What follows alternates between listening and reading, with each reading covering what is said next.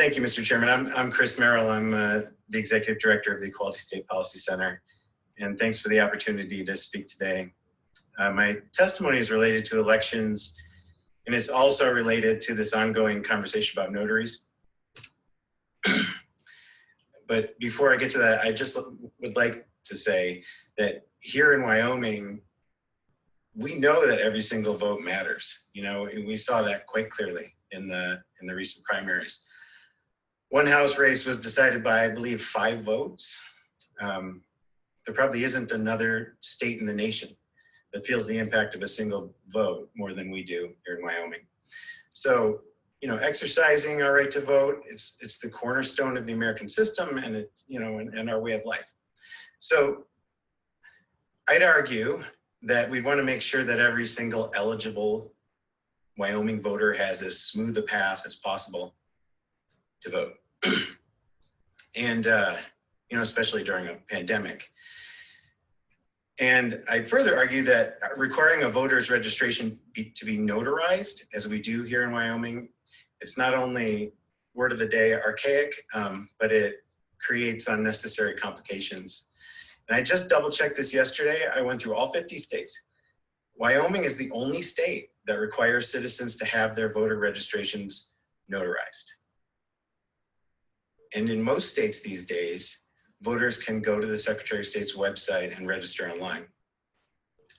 Neighboring states like Idaho, Utah, Nebraska, and Kansas are among the vast majority of states that allow for online voter registration. 16 states, including our neighbor directly to the south, have automatic voter registration. So when people interact with the DMV. And an interesting fact I learned yesterday is that North Dakota doesn't even require its citizens to register to vote. If you're eligible to vote in North Dakota, you just go and vote. Our neighboring states have higher voter turnout than we do here in Wyoming. More than 60% of all registered voters in Montana and Colorado, for example, voted in 2018. Only 48% in Wyoming turned out in that same election year. Neighboring states like Utah and Nebraska also have higher turnout than Wyoming in recent years. So I'd argue that we can do better. And one thing we can do is make the registration process simpler. So if you were to think about taking something up in the November meeting, you might consider taking up the concept of just removing the notary requirement for voter registration. Another one, it would be a heavier lift would be to allow for voter registration and online or automatic voter registration at the DMV. But removing the notary requirement seems like that wouldn't be too heavy of a lift and might not add too much to the load. With that, I'd be happy to try to answer any questions. Chris, thank you for that. Good thoughts. Appreciate your patience with us this morning. We're running a little bit behind. So committee, Mr. Co-Chairman. Thanks, Mr. Chairman.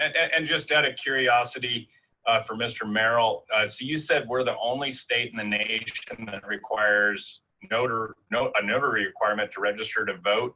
Do you know the last state that had that in place? Was it common back in the day? I mean, has Wyoming always been the only one?